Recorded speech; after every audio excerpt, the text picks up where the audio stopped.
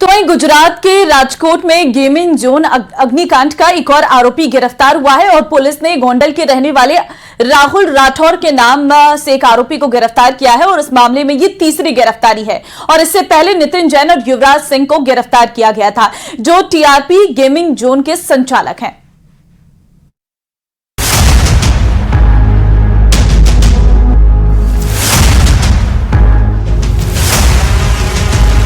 राजकोट के gaming zone में हुए अग्निकांड में अब तक 10 बच्चों समेत 32 लोगों की मौत हो चुकी है। वहीं कई लोगों की हालत गंभीर बनी हुई है।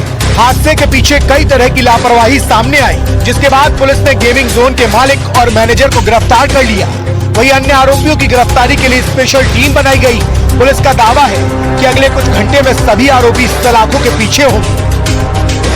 पुलिस स्टेशन के अंदर एक ऑफेंस भी रजिस्टर किया गया है, जिसके अंदर IPC 304, 308, 337, 338, 114 की सेक्शंस हमने लगाई हैं। अभी FIR में 6 नाम है और एक उनके जो मैनेजर है नितिन जैन, उसको हमने अरेस्ट किया। एक जो इनका मैनेजमेंट संभालता था युवराज हरि सिंह सोलंकी, उसको भी हमारे द्वारा अरेस्ट कर लिया गया है और बाकी के जो अक्यूज्ड हैं उनको पकड़ने के लिए स्पेशल टीम अभी कार्यरत है। आग कितनी भयावह थी, इसका अंदाजा आप इस बात से लगाइए कि हादसे के वक्त गेमिंग जोन में मौजूद कई लोगों के शव खाक हो चुके हैं। करीब 2 दिन तक चले सर्च ऑपरेशन के बाद भी कई लोगों के लापता होने की खबर है। वहीं NDRF और रेस्क्यू ऑपरेशन के दौरान कई मानव अवशेष भी मिले, जिनकी पहचान के लिए DNA सैंपल लिया गया और अब तक 27 शवों के DNA सैंपल गांधीनगर FSL को भेजे गए हैं। यहाँ पर जब ये मलबा हटाया जा रहा है, मलबे के नीचे से भी यहाँ पर जो खोदकाम किया गया है, तो उसमें से मिला है मानव अवशेष। ये जो आप देख पा रहे हैं, सीधे मैं आपको दृश्य दिखाना चाहूंगी कि ये जो आप देख पा रहे हैं वो मानव अवशेष है, जिसका ये मतलब है कि कोई व्यक्ति यहाँ पर था कि जिसका पूरा बॉडी नहीं मिल पाया है, उसका बॉडी तहस नहस हो गया है। ये इस बात का पुरावा है। यहाँ पे एक रिंग भी है, आप देख सकते हैं रिंग है, यहाँ पर की भी हमें दिखाई दे रही है। इसके अलावा हमें यहाँ पर दिखाई दे रहा है कि ये जो मोबाइल है उसके भी यहाँ पर पार्ट्स यहाँ पर दिखाई दे रहे हैं। इस जांच के बीच एक दूसरी तस्वीर ने पुलिस की जांच का दायरा बढ़ा दिया। दावा किया जा रहा है कि गेम जोन के ऑफिस में जांच के दौरान पुलिस को बड़ी मात्रा में शराब मिली। हालांकि गुजरात में शराबबंदी है, बावजूद इसके कई शराब की पेटी बरामद हुई है। गेमिंग जोन तक शराब कैसे पहुंची, इसकी भी जांच की जा रही है। राजकोट का इंसिडेंट बहुत ज़्यादा दुर्भाग्यपूर्ण है। अब गेमिंग जोन में लोग एक तरीके से ये सोच के जाते हैं कि हम लोग रेस्ट करेंगे, बच्चे कुछ रिलैक्स करेंगे और वहाँ पर ही उन लोगों की मौत की खबर आती है। इससे दुर्भाग्यपूर्ण घटना राजकोट की आज तक मेरे ख्याल से नहीं हुई है कभी भी। अग्निकांड मामले में अब तक की जांच में सिर्फ लापरवाही सामने आई है। लापरवाही ये कि गेमिंग जोन के संचालकों ने फायर NOC नहीं ली। दूसरी लापरवाही ये कि तादाद से ज्यादा लोगों की एंट्री कराई गई। लापरवाही ये कि इंडोर गेम्स की जगह पर इमरजेंसी एग्जिट गेट नहीं बनाया गया और इस लापरवाही ने 32 बेकसूर लोगों को मौत के मुंह में ढकेल दिया।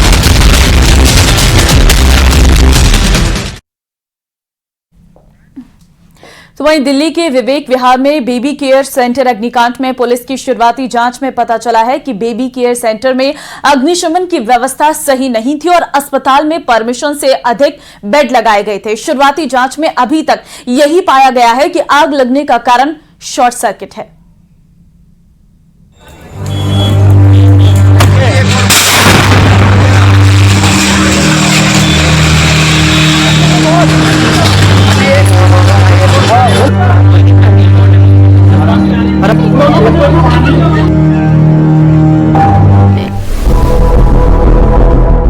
दिल्ली के विवेक विहार में बेबी केयर सेंटर में लगी आग ने अब तक 7 नवजातों की जान ले ली है।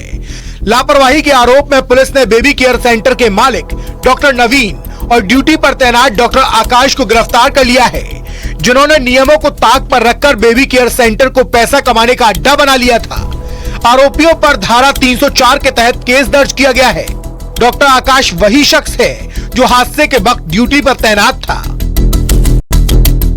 नवीन खिलची जो हॉस्पिटल का संचालक है, उसको हमने गिरफ्तार कर लिया है और साथ में डॉक्टर आकाश जो बीएमएस डॉक्टर है, वो ऑथराइज नहीं था, लेकिन वो ऑन ड्यूटी था और बाद में फरार हो गया, उसको भी अरेस्ट कर दिया। मौका मुआयना करने में पता चला कि हॉस्पिटल की परमिशन भी 31 मार्च तक की थी और 5 बेड तक की परमिशन थी, लेकिन यहाँ पे 5 से ज्यादा बेड लगे हुए थे और इसके अलावा फायर का भी प्रॉपर व्यवस्था नहीं थी एग्जिट की, और फायर एक्सटिंग्विशर भी नहीं थे और ऑथराइजेशन से ज्यादा सिलेंडर्स वहां पे थे। दोनों आरोपियों से विवेक विहार थाने में पूछताछ हुई तो पता चला कि नवीन के दिल्ली में 3 अलग अलग जगह पर चाइल्ड केयर सेंटर हैं। विवेक विहार घटना पर दिल्ली सरकार ने मजिस्ट्रेट जांच के आदेश दिए हैं। शुरुआती जांच में पता चला है कि बेबी केयर सेंटर में 5 बेड की परमिशन थी, लेकिन यहाँ 25 से 30 बच्चों को रखा गया था। हादसे के वक्त 12 बच्चों को रेस्क्यू किया गया।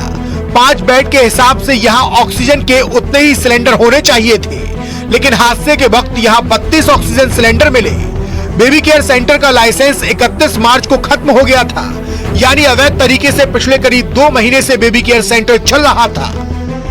यहाँ तक कि बेबी केयर सेंटर प्रबंधन के पास फायर एनओसी भी नहीं थी। बेबी केयर सेंटर की बिल्डिंग 1080 स्क्वायर फीट एरिया में बनी थी, जहां इमरजेंसी निकासी के कोई इंतजाम नहीं थे। यानी एक लापरवाही के बाद मचे अग्नि तांडव ने सारे भरोसे का जनाजा उठा दिया। बेबी केयर सेंटर आग का गोला बनता गया और यहाँ भर्ती नवजात के शरीर खाक होते गए। मामले में राष्ट्रीय बाल अधिकार संरक्षण आयोग ने दुख जाहिर किया है और आरोपियों पर सख्त एक्शन की मांग की है। आगे बढ़ते हैं। पुणे पौष कार हादसा केस में कई चौंकाने वाले पर्दाफाश हुए हैं और पुलिस सूत्रों के मुताबिक नाबालिग आरोपी ने उस रात कई हजार रुपए की शराब पी थी, जिसमें एक पब में उसने 48,000 रुपए का पेमेंट किया था। इतना ही नहीं, आरोप यह भी है कि उसने शराब के नशे में ही कार को 200 किलोमीटर की रफ्तार से दौड़ाया था और जिसकी वजह से कार बेकाबू हुई और हादसे में 2 इंजीनियरों की मौत हो गई। लेकिन इससे भी अधिक हैरानी वाली बात यह है कि उसे शराब पार्टी करने के लिए पैसे और कार दोनों ही उसके दादा ने दिए थे। देखिए रिपोर्ट।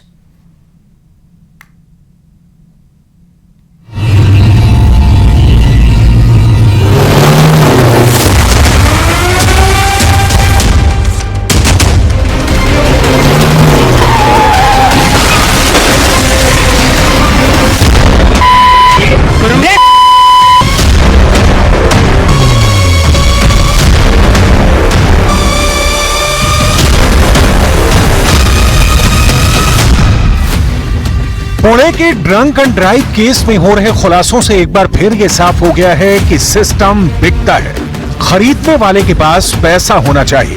रिपोर्ट फर्जी तैयार हो जाती है, रिपोर्ट तैयार करवाने के लिए खजाना खोलना होता है। आरोप यह है कि पुणे के अंदर एक बिल्डर के नाबालिग रईसजादे ने करोड़ों की बेशकीमती कार को 200 किलोमीटर प्रति घंटा की रफ्तार से चलाकर बाइक सवार 2 लोगों की जान ले ली।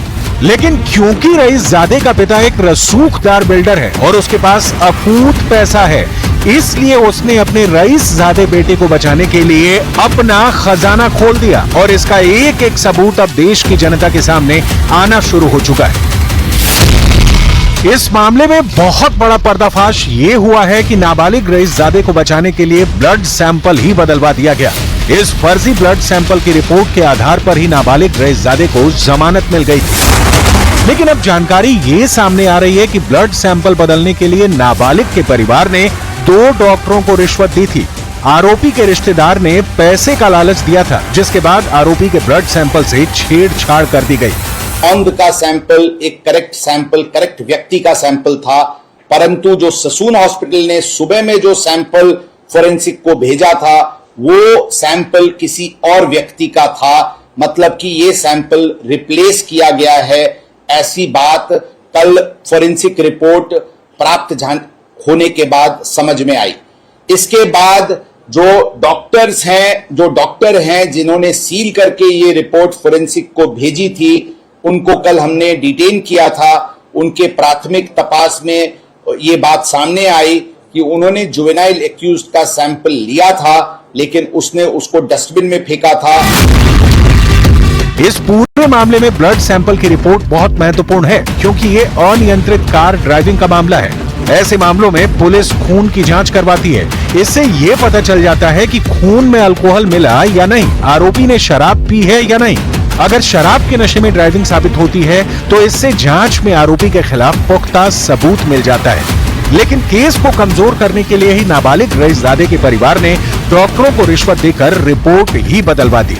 ये कैसी विडंबना है कि इस मामले में पुलिस सूत्र ही बता रहे हैं कि हादसे वाली रात रईसजादे ने कई हजार रुपए की शराब पी थी और एक पब के अंदर उसने 48,000 रुपए का पेमेंट किया था। यानी जो आरोपी 48,000 की शराब अपने दोस्तों के साथ पी गया, उसके ब्लड सैंपल की रिपोर्ट में कहीं भी अल्कोहल आया ही नहीं और ये फर्जी रिपोर्ट पैसे के दम पर बनवाई गई थी। इस मामले में क्राइम ब्रांच ने बहुत ही सख्त कार्रवाई शुरू कर दी है। 2 डॉक्टरों को गिरफ्तार कर लिया गया।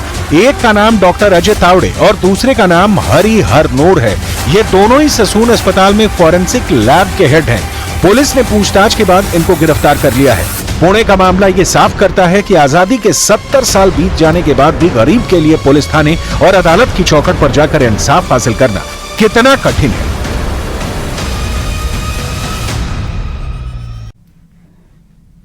भीषण गर्मी के बीच सियासी पारा भी हाई है। लोकसभा के परिणाम से पहले एक बार फिर विपक्ष ने ईवीएम पर सवाल उठाना शुरू कर दिया है।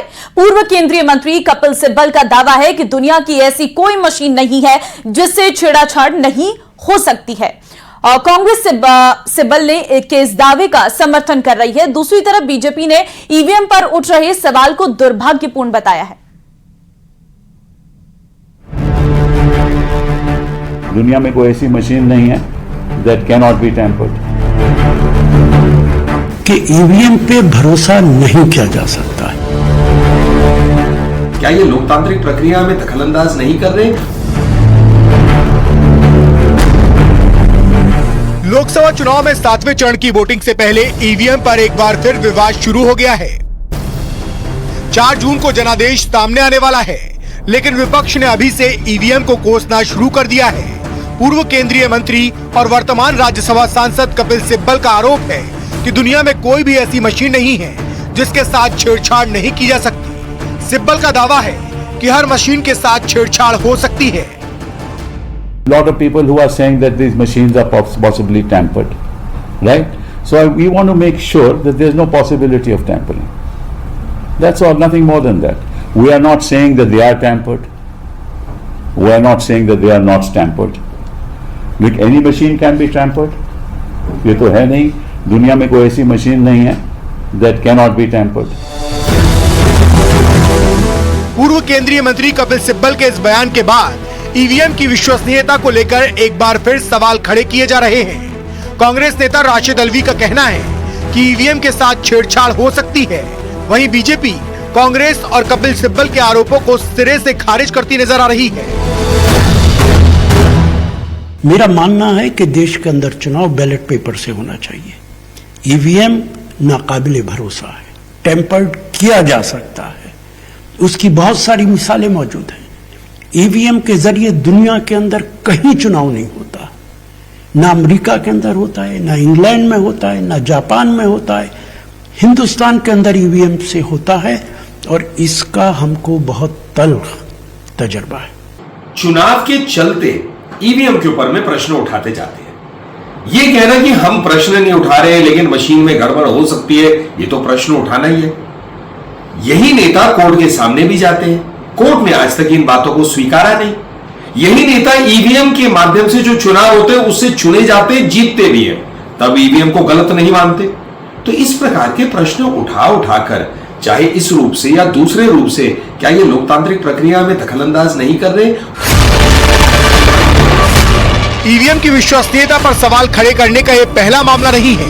इससे पहले भी विपक्ष कई बार ईवीएम को कटघरे में खड़ा कर चुका है और सुप्रीम कोर्ट तक का दरवाजा खटखटा चुका है।